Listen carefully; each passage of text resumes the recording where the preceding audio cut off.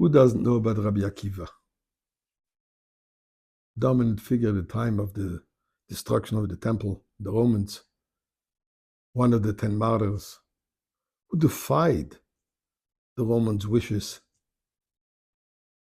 Man with tremendous courage, where at the age of 40, started just learning Aleph Beis, and then became greatest scholar in his time, as the Talmud says, Kullu ali b'da Rabbi Akiva. The entire Talmud is based on Rabbi Akiva's teachings.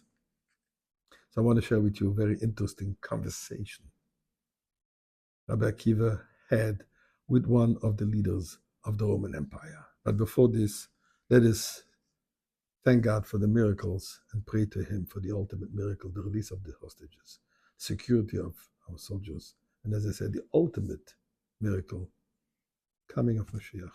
Mizmor l'soidori l'adenu kol ha'aretz ivdu es adenu b'simcha, boi lefanav b'yamnana d'u ki adenu Elohim, hu asanu v'lo anachna ame v'tzai marisa b'lo yishor b'soidach hatzreis v'sila, hoi de lebachu shemoi ki tov adenu le'lam chazdo v'yaddo v'der emun asoi. Let us give some tzedakah, and here is the story. So the Talmud says the following. Rabbi Akiva was called to the ambassador, the Roman ambassador to Judea, after they had conquered, after they destroyed the temple, and they were harsh rulers against the Jewish people, forbidding them to study Torah. In fact, they had to go hide to study Torah. But Rabbi Akiva didn't stop. He continued to teach his students Torah, and eventually, unfortunately, he paid the price with his life, where he was murdered in the most cruel of ways, in front of the eyes of his students. So the ambassador by the name of Tinus Rufus,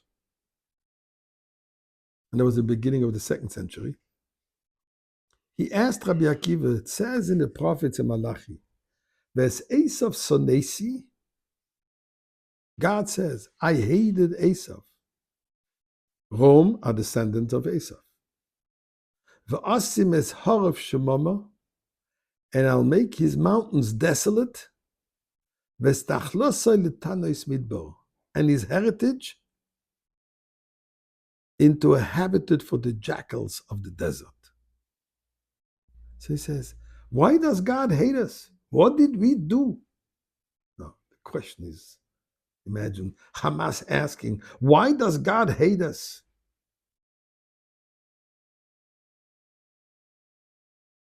It's a question. But nevertheless, that's a question. So Rabbi Akiva didn't want to answer him in haste. He wanted him to calm down. He says, tomorrow I'll give you an answer. Met the next day. So suddenly he asks Rabbi Akiva, what did you dream last night? In other words, implying, you must have been frightened. You must have had nightmares. So what did you dream?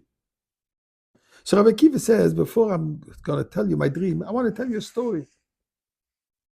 And he says like this. A heathen once asked me the following question. Who created the world? And I answered, God created the world. So the heathen says, can you prove it to me? So Rabbi Akiva says, what are you wearing? What I'm wearing? A cloak, a jacket, suit. Who made it? A weaver. I don't believe it. Can you prove it to me that the weaver made it? Says, look at it. You'll see that somebody did it. Obviously, who does it? A weaver. So he says, and who made the world? Do I need to prove it to you? The fact that the world exists, obviously, is proof enough that God made it. Somebody who is above it. Somebody who is infinite. Somebody who is unlimited.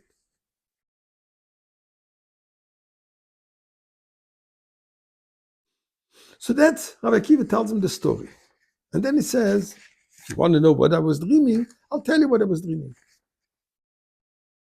He says, I dreamt about 2 dogs. One was named Rufus, and the other name was named Rufina. The Roman became angry.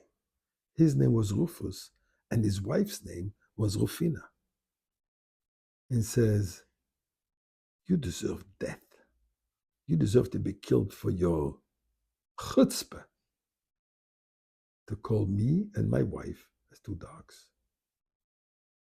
And his Rabbi Kiva says, and let me ask you, what's the difference between you and the dog? You eat, the dog eats. You sleep, the dog sleeps. You procreate, the dog procreates. So what's the difference? Yet, if I call you dog, you get so upset. Now I want to ask you, when you take an idol and you call it God,